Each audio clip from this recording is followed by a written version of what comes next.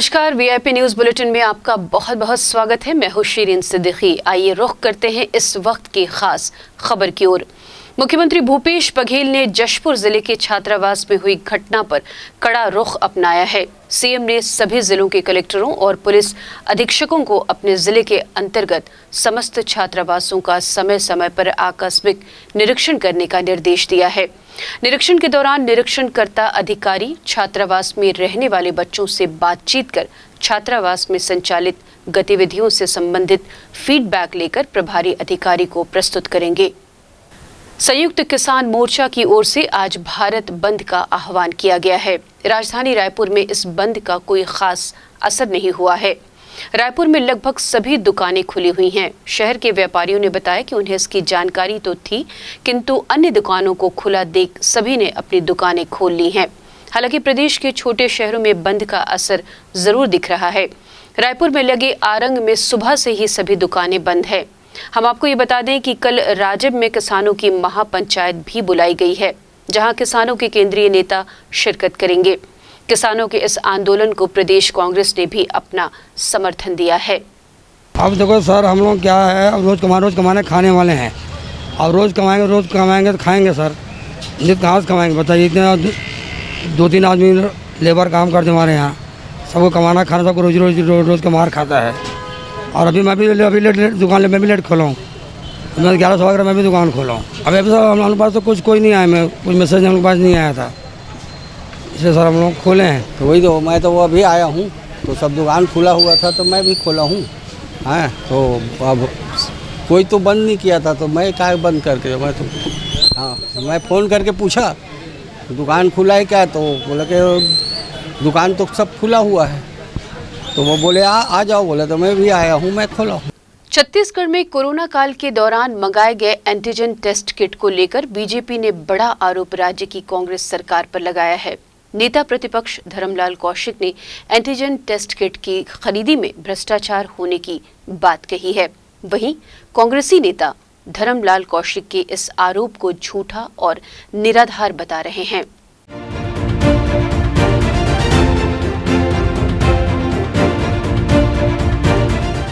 नेता प्रतिपक्ष धर्मलाल कौशिक ने एंटीजन टेस्ट किट की खरीदी में भ्रष्टाचार का आरोप लगाते हुए कहा कि रैपिड एंटीजन टेस्ट किट की खरीदी में करीब 20 करोड़ रुपए का भ्रष्टाचार किया गया है। उन्होंने बताया कि विधानसभा के मानसून सत्र के दौरान सवाल पूछा था, जिसका जवाब अब सामने आया है। उन्होंने बताया कि 20 जून 2020 में पहली बार टेस्ट किट की खरीदी की गई थी। उस समय प्रति टेस्ट किट की दर 504 रुपए थी। इसके बाद 27 फरवरी से 13 अप्रैल 2021 तक इसकी खरीदी 36 रुपए प्रति किट की दर से की गई। लेकिन 19 अप्रैल 2021 को 10 लाख टेस्ट किट की खरीदी 89 रुपए प्रति नग के हिसाब से की गई। मई 2021 को 12 लाख टेस्ट किट के लिए 78 रुपए की दर से और 5 जुलाई 2021 को 11 लाख टेस्ट किट की खरीदी आदेश में प्रति नग 63 रुपए का भुगतान किया गया। इस तरह अलग अलग दरों में खरीदी किए जाने को लेकर नेता प्रतिपक्ष ने सवाल खड़े किए हैं और मामले में उच्च स्तरीय जांच की मांग भी की है। एंटीजन टेस्ट किट की खरीदी में नेता प्रतिपक्ष द्वारा लगाए गए आरोपों को कांग्रेस संचार विभाग के प्रमुख शैलेश नितिन त्रिवेदी ने निराधार और झूठा बताया है। उन्होंने कहा है कि कौशिक इस आपदा काल में भी राजनीति कर रहे हैं। जो भी खरीदी की गई है वह नियमों के तहत ही हुई है और छत्तीसगढ़ के नियमों का कई राज्यों ने अनुसरण भी किया है। कोविड काल में राज्य सरकार के द्वारा जो रैपिड एंटीजन किट की खरीदी की गई है, इसमें करोड़ों रुपए का भ्रष्टाचार हुआ है। 22/6/2020 को जो पहला किट आया 504 रुपए नग के हिसाब से, उसके बाद उसमें थोड़ा बहुत कम ज़्यादा हुआ। फिर 27/2/2021 को 36 रुपये, उसी किट को 36 रुपये में नग के हिसाब से 5 करोड़ की खरीदी की गई। और उसके बाद में 89 रुपये में 19/4/2021 को उसी किट को 89 रुपये में 25 करोड़ की खरीदी की गई। आप देखिए 36 रुपये में उस किट की खरीदी हुई है और उसके बाद में 19/4/2021 को 89 रुपये के हिसाब से किट की खरीदी की गई है 25 करोड़ की खरीदी, लगभग 20 करोड़ रुपए का घोटाला हुआ है। किट एक है। जब दूसरे प्रदेशों की भी बात आई तब उस रेट को फिर 78 किया गया और उसके बाद में उसको 63 किया गया। इस प्रकार से किट के खरीदी में करोड़ों रुपए का इस सरकार के द्वारा और उनके अधिकारियों के द्वारा प्रदेश के राजस्व को चूना लगाने का काम किया गया है। छत्तीसगढ़ सरकार ने तो एक बार खरीदी आदेश होने के बाद भी दर कम होने की जानकारी मिलने पर खरीदी आदेश निरस्त किया और कम दरों पर खरीदी की। छत्तीसगढ़ सरकार के आदेश का अनेक राज्य सरकारों ने अनुसरण किया और करोड़ों की बचत छत्तीसगढ़ के साथ साथ अन्य राज्यों को भी हुई। कोरोना की पहली लहर आई और चली गई, लॉकडाउन हुआ फिर अनलॉक हुआ, दूसरी लहर आई और चली गई, लॉकडाउन हुआ फिर अनलॉक हुआ। ऐसे समय पहली लहर के समय के आरोप को उछालकर धर्मलाल कौशिक सिर्फ और सिर्फ सस्ती राजनीति, स्तरहीन राजनीति कर रहे हैं। धर्मलाल कौशिक इतने दिन क्यों चुप रहे? उनके कोई तथ्य, कोई दस्तावेज उन्होंने सार्वजनिक नहीं किए हैं। उनके आरोप पूरी तरीके से असत्य हैं, निराधार हैं, कोई सत्यता नहीं है उनके आरोपों में।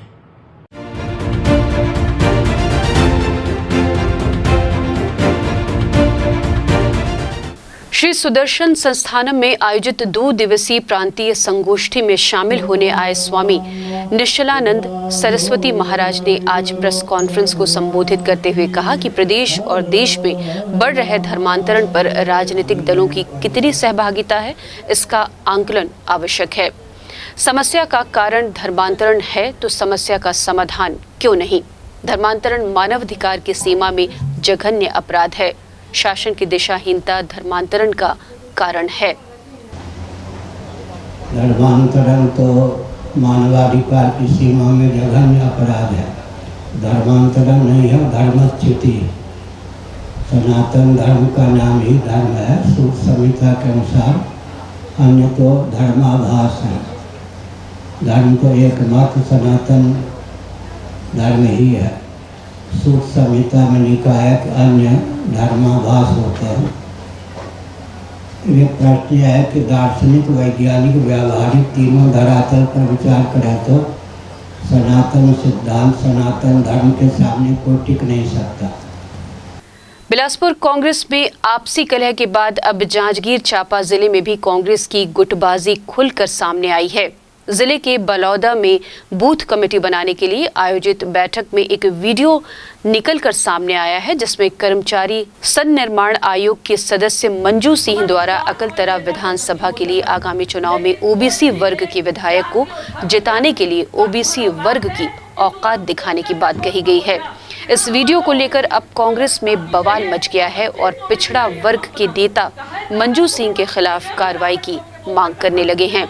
बताया जा रहा है कि अकलतरा विधानसभा के बलौदा ब्लॉक में 2 दिन पहले बूथ कमेटी बनाने के लिए रायगढ़ से पहुंचे कोऑर्डिनेटर जेठू राम और जिला अध्यक्ष चौलेश्वर चंद्राकर की मौजूदगी में बैठक हुई, जिसमें एआईसीसी के सदस्य और कर्माकर सन्निर्माण आयोग के सदस्य मंजू सिंह का उद्बोधन अब पार्टी के नेताओं को खटकने लगा है और कांग्रेस के ओबीसी कार्यकर्ताओं ने उस उद्बोधन का 36 सेकंड का वीडियो वायरल करते हुए मंजू सिंह पर ओबीसी वर्ग का अपमान करने और अनुशासनहीनता का आरोप लगाया है। साथ ही मंजू सिंह के खिलाफ कार्रवाई की मांग की है। पूर्व जिलाध्यक्ष हैं, जो एआईसीसी सदस्य हैं और वर्तमान में सरकार में हमारे एक सदस्य भी हैं श्रम विभाग में, उनके द्वारा इस प्रकार का कहना किसी जाति, समुदाय, किसी पिछड़ा वर्ग को कि ये आप औकात है क्या, तो निश्चित रूप से ये तो पिछड़ा वर्ग का ये कुल मिला के अपमान हुआ है। जो बातें यहाँ पे नहीं होनी थी, विषय से हट करके जिस सामान्य ये बैठक थी पूरी कांग्रेस पार्टी के सब समुदाय के सब लोग रहते हैं, तो ये बहुत बड़ा इसके लिए पिछड़ा वर्ग समाज आहत हुआ है उसके बयान से। वरिष्ठ कांग्रेस नेता जो पूर्व अध्यक्ष है जिला कांग्रेस कमेटी और एआईसीसी सदस्य हैं, उनके द्वारा वक्तव्य आया ओबीसी को चैलेंजिंग वाली बात। कुछ लोगों को आपत्ति दर्ज हुई है और औकात जैसे शब्द का उच्चारण उन्होंने थोड़ा सा कंट्रोल ना करते हुए जहां पार्टी फोरम में बात होना चाहिए विषय से भटक कर यदि इस टाइप के बिंदु आते हैं तो निश्चित तौर पे वहाँ के ओबीसी समाज के जो लोग थे वो लोग आपत्ति दर्ज किए, पर उस समय नहीं किए। अनुशासनहीनता में रहना चाहते थे, अनुशासन यदि हीनता हम बर्दाश्त करते हैं तो वहाँ पर शिकवा शिकायत नहीं किए। पर मैं कल जांजगीर मुख्यालय में पहुँचा था माननीय गुरु रुद्र कुमार जी के आगमन पर, तो बहुत से सैकड़ों ओबीसी के कांग्रेस के कार्यकर्ता हमसे मिलने आए और उन्होंने अनुरोध किया है कि इस प्रकार से हमें कड़ी आपत्ति है, इनके खिलाफ कार्रवाई तत्काल किया जाए। सीधी सीधी बात है कि अगर मैंने गलत बोला है तो तुरंत उसका विरोध होना चाहिए था। अगर मैंने गलत बोला है तो जो मंच संचालन कर रहे थे उनको मेरी तारीफ नहीं करनी चाहिए थी। तत्काल मेरे भाषण के बाद उन्होंने उसकी तारीफ भी की है। तो अगर गलत होता तो लोग विरोध करते, लेकिन 2 दिन के बाद उसका विरोध की आवाज़ आना मतलब कहीं ना कहीं सीधा सीधा इस बात का परिचायक है कि वो मेरे प्रति षड्यंत्र किया जा रहा है, कि कुछ लोगों को इससे बहुत तकलीफ हो रही है और इसी चीज़ से क्षुब्ध होके कि मतलब मेरी छवि खराब करने के लिए मतलब उनके द्वारा षड्यंत्र रचा गया है। छत्तीसगढ़ के राजिम में कल किसानों की महापंचायत होने वाली है। इस महापंचायत में शामिल होने किसानों के राष्ट्रीय नेतृत्व का छत्तीसगढ़ आगमन भी शुरू हो चुका है। जानकारी के अनुसार इस महापंचायत में केंद्रीय कृषि कानून की वापसी और एमएसपी मूल्य पर धान खरीदी को लेकर चर्चा की जाएगी। महापंचायत में शामिल होने वाले छत्तीसगढ़ पहुंचे राष्ट्रीय नेता डॉक्टर सुनीलम ने बताया कि छत्तीसगढ़ में एमएसपी मूल्य पर धान खरीदी और पंजाब की तरह व्यवस्था बनाए जाने की मांग की जाएगी। उन्होंने बताया कि कृषि कानून के खिलाफ लगातार आंदोलन किया जा रहा है और अब तक 606 किसान शहीद हो चुके हैं। देश की जनता आज किसानों के साथ है, इसलिए इस महाबंद को बड़ा समर्थन मिला है। अन्य राज्यों के साथ छत्तीसगढ़ से भी आवाजें उठ रही हैं।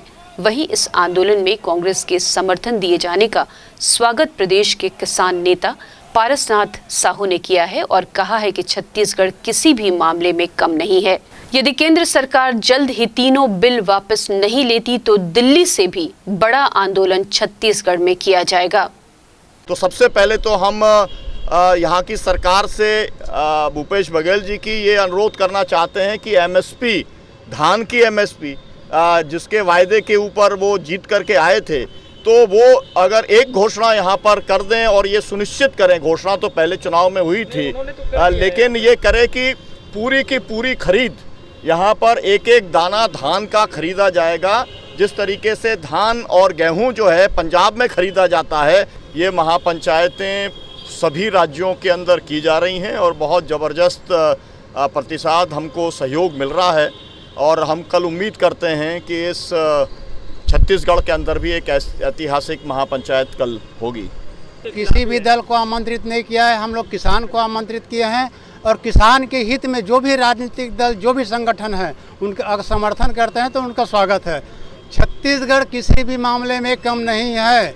छत्तीसगढ़ के किसानों में इतनी ताकत है, जो आज धान का रेट 2500 ले रहा है, शायद अन्य राज्यों में नहीं है। यहाँ के किसानों का दबाव सरकार पर हमेशा रहती है, चाहे कोई भी सरकार हो।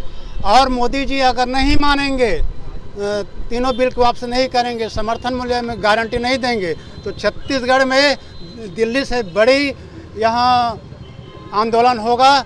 वीआईपी न्यूज़ बुलेटिन में फिलहाल वक्त है एक छोटे से ब्रेक का। कुछ और खास खबरों के साथ जल्द हाजिर होते हैं।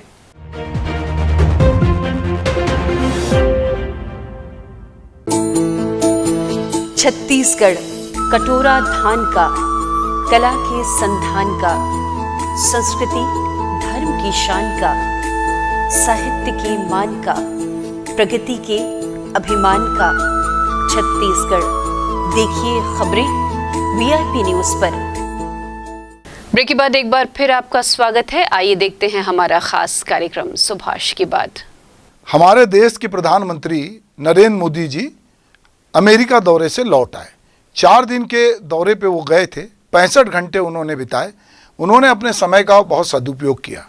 उन्होंने विमान में भी बैठकें ली, होटलों में भी बैठकें ली और उन्होंने जो विदेशी कंपनियां हैं, व्यावसायिक कंपनियां, उनके साथ भी 5 बैठक की। एक समय था जब डोनाल्ड ट्रंप अमेरिका के राष्ट्रपति थे और हाउडी मोदी के नाम से जिस तरह का स्वागत सत्कार डोनाल्ड ट्रंप के समय हुआ था और मोदी जी ने जो देश की डिप्लोमेसी है उसको भूलकर वो चुनाव प्रचार तक के लिए चले गए थे। तो चूंकि अब डोनाल्ड ट्रंप तो रहे नहीं और जो बाइडन आ गए, तो ये भी उम्मीद की जा रही थी कि जिसके खिलाफ उन्होंने चुनाव प्रचार किया क्या वो आदमी उनका उस तरह से स्वागत सत्कार करेगा। पर वैसा स्वागत सत्कार मोदी जी का अमेरिका में इस बार नहीं हुआ। पर उसकी कमी भाजपा के लोगों ने दिल्ली एयरपोर्ट पे जब मोदी जी लौटे तो उन्होंने जिस तरह से स्वागत सत्कार किया ढोल धमाके के साथ, वो देखते बनता था। और भाजपा के अध्यक्ष नड्डा जी ने जिस तरह की स्तुति गान किया, जिस तरह के अपने नेता के बारे में उन्होंने बताया कि इन्होंने पूरी दुनिया में भारत का माथा जो है ऊंचा किया है और भारत जो है वो विश्व गुरु की तरह इन्होंने वैश्विक समस्याओं पे बात की, तो निश्चित रूप से भारत की बहुत लंबे समय से ये इच्छा रही और ख़ास करके प्रधानमंत्री की और उनसे जुड़े लोगों की कि भारत विश्व गुरु बने।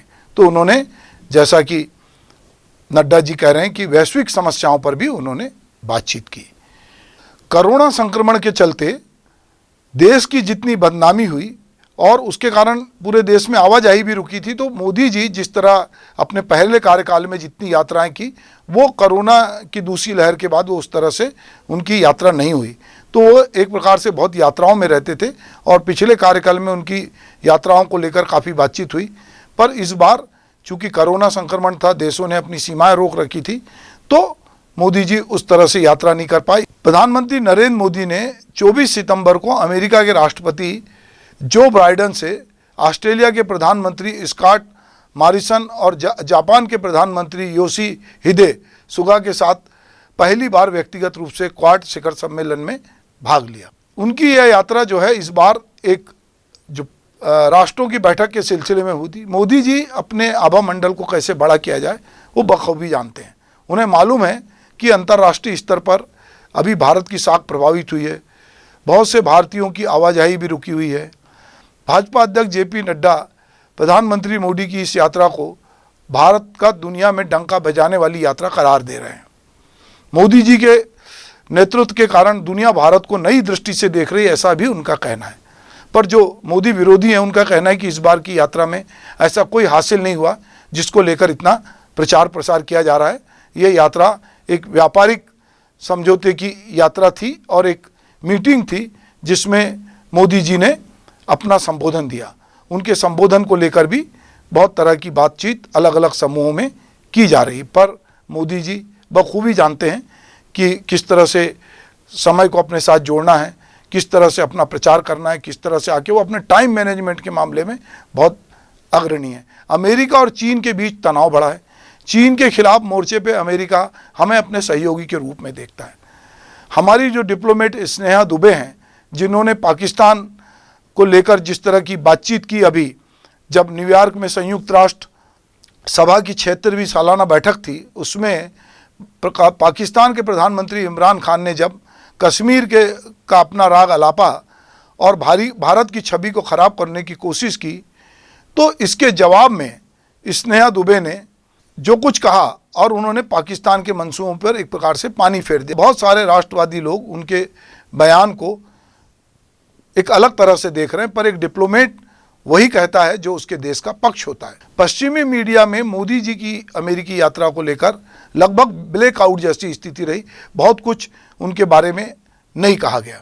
अमेरिका के राष्ट्रपति ने संयुक्त राष्ट्र सुरक्षा परिषद और परमाणु आपूर्ति समूह में भारत की स्थायी सदस्यता के लिए अमेरिका के समर्थन को दोहराया, जिसे लोग बड़ी उपलब्धि के रूप में देख रहे हैं। भारत ने क्वाड सम्मेलन में यह भी साफ किया कि वह मानवता के विकास के लिए और सुरक्षा में संपूर्ण सहयोग देगा। इस तरह अमेरिका, जापान और ऑस्ट्रेलिया ने भी सुरक्षा के लिए एक दूसरे के साथ मिलकर कदम से कदम बढ़ाने की बात की।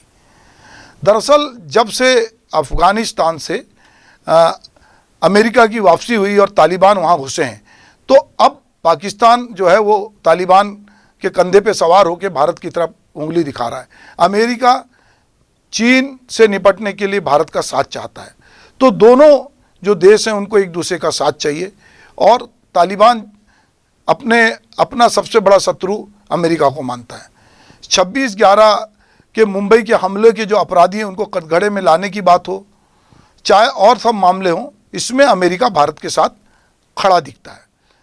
तालिबान में जिस तरह जो कुछ घटित हो रहा है इस समय, जिस तरह मानव अधिकारों की अवहेलना हो रही है, जिस तरह महिलाओं के साथ व्यवहार हो रहा है, उसकी पूरी दुनिया में आलोचना हो रही है। अब अगले खबर की ओर रुख करते हैं। बलरामपुर के संयुक्त कार्यालय सभा कक्ष में आज विश्व पर्यटन दिवस पर जिले के पर्यटन क्षेत्रों को बढ़ावा देने व पर्यटन के मानचित्र में जिले के पर्यटन स्थानों को दर्शाने को लेकर कार्यक्रम आयोजित किया गया था, जिसमें घने पहाड़ों और वनांचलों से घिरे पर्यटन स्थलों को लेकर कार्यक्रम में मौजूद लोगों को जानकारियां दी गई। इस संबंध में कलेक्टर इंद्रजीत चंद्रवाल ने कहा कि जिले के पर्यटन स्थलों को निखारने और उन पर्यटन स्थलों के विकास के लिए कार्य योजना तैयार की गई है, जिससे पर्यटन के क्षेत्र में छत्तीसगढ़ में उत्तरी सीमा पर बसे बलरामपुर जिले को पहचान मिल सके। पर्यटन की अपार संभावनाएं हैं, इसीलिए आज इस विश्व पर्यटन दिवस पर एक कार्यक्रम का आयोजन किया गया था, जिसमें कि सभी स्कूलों के बच्चों की सहभागिता रही और हमारे सभी जनप्रतिनिधि और अधिकारीगण भी इस कार्यक्रम में मौजूद रहे। मुख्य उद्देश्य ये है कि ज़िले में पर्यटन के जो स्थल हैं उनकी रूपरेखा तैयार करना और उनके बारे में अपने ज़िले के वासियों को प्रथम जानकारी देना कि ये ज़िले में हमारे पास स्थल उपलब्ध हैं, जिनके की काम करने के बाद हमको और भी ज़िले में विकास की गति आगे बढ़ेगी। छत्तीसगढ़ के राजिम में कल किसानों की महापंचायत होने वाली है। इस महापंचायत को कई किसान दलों के साथ राजनीतिक और सामाजिक दलों ने भी अपना समर्थन दिया है। कई जगहों पर नक्सलियों ने भी पर्चे लगाकर इस महापंचायत को सफल बनाने का आह्वान किया है। छत्तीसगढ़ कांग्रेस ने भी इस आंदोलन में अपना समर्थन दिया है।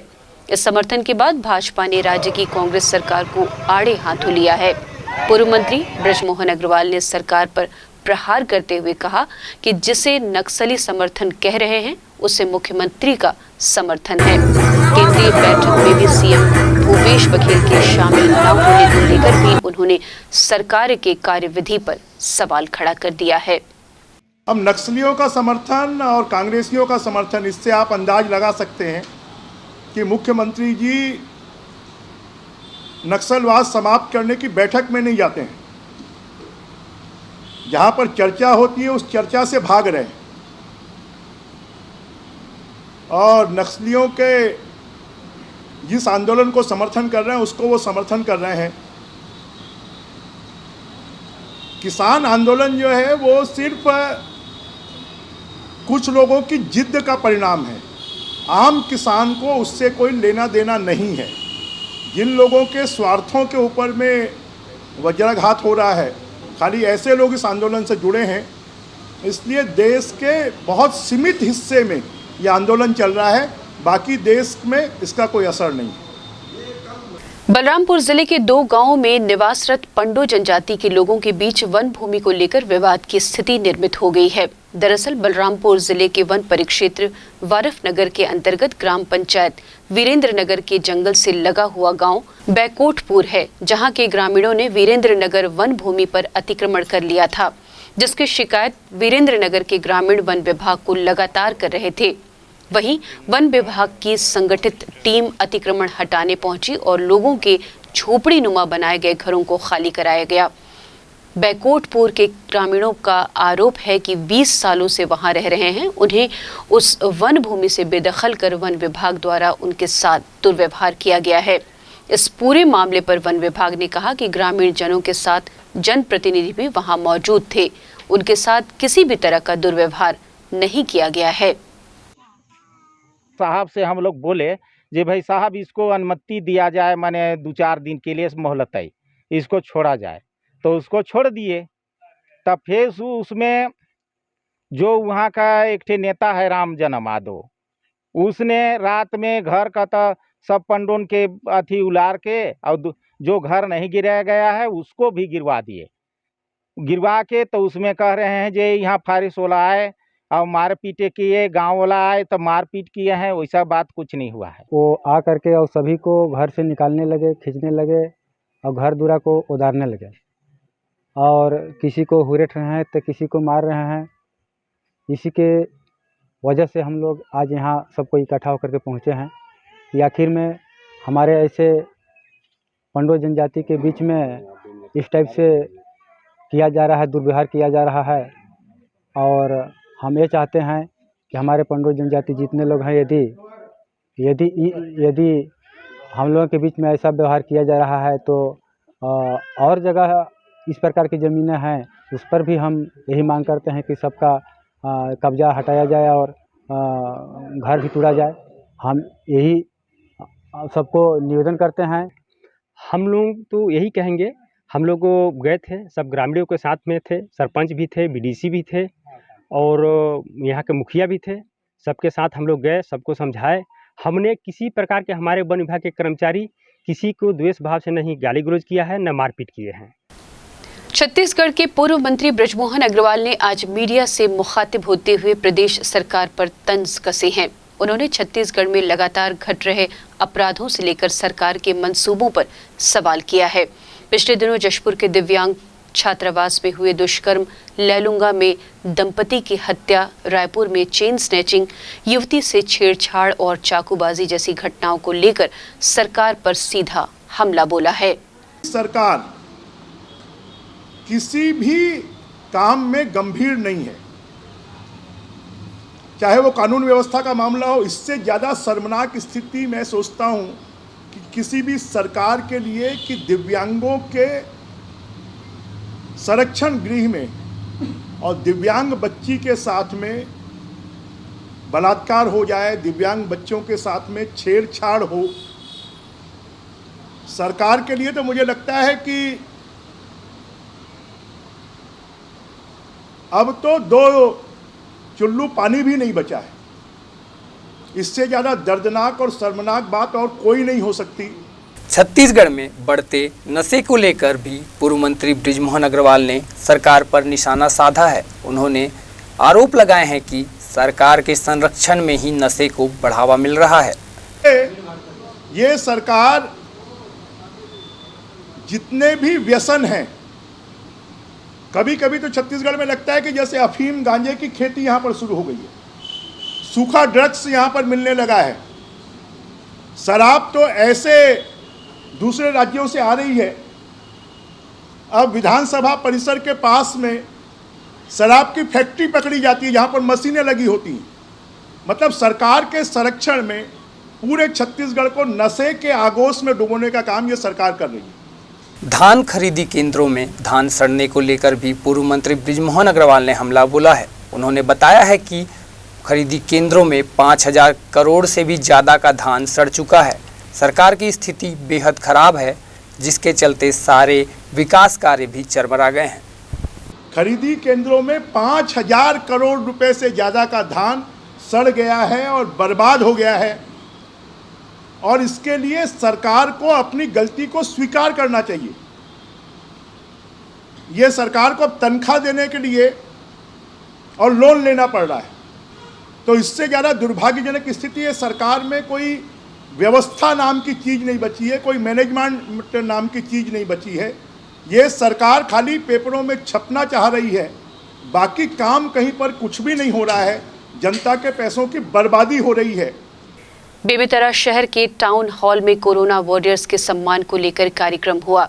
इस कार्यक्रम में संसदीय सचिव गुरुदयाल सिंह बंजारे, बेमेतरा विधायक आशीष छाबड़ा ने कोरोना योद्धाओं को सम्मानित किया। कार्यक्रम एक निजी अस्पताल और अग्रणी अखबार की टीम द्वारा आयोजित था, लेकिन सम्मान के लिए बुलाए गए शिक्षकों का यहां अपमान हुआ। सुबह 11 बजे से कार्यक्रम में पहुंचे इन शिक्षकों का सम्मान 4 बजे तक नहीं हो पाया। नतीजतन जिले के ग्रामीण इलाके से आए शिक्षक अपमानित महसूस करने लगे और अनेक शिक्षक कार्यक्रम छोड़ अपने अपने घर चले गए। वहीं कार्यक्रम छोड़कर जाने की वजह कुछ शिक्षकों ने वीआईपी न्यूज़ को बताई। हमारे शिक्षक समाज, पूरा शिक्षक संगठन को एक लिस्ट जारी किया गया और सफाई कर्मचारी जो जितने भी विभाग के कर्मचारी हैं उनको बाकायदा नाम, संस्था, मोबाइल नंबर सहित आदेश प्रसारित किया गया, बुलाया गया। आज हमारे पूरे वर्ग यहाँ पर बैठे हैं, लेकिन कार्यक्रम ही खत्म हो गया। माननीय विधायक जी और माननीय संसदीय सचिव जी चले गए, लेकिन आज 11 बजे से हमारे जो शिक्षक साथी हैं, अन्य विभाग के जो कर्मचारी हैं, सारे लोग बैठे हुए हैं जिनका सम्मान का कोई नाम नहीं लिया गया। ये बहुत ही निंदनीय है। वीआईपी न्यूज़ बुलेटिन में फिलहाल के लिए इतना ही। देश दुनिया की बाकी खबरों के लिए बने रहिए वीआईपी न्यूज़ के साथ। नमस्कार।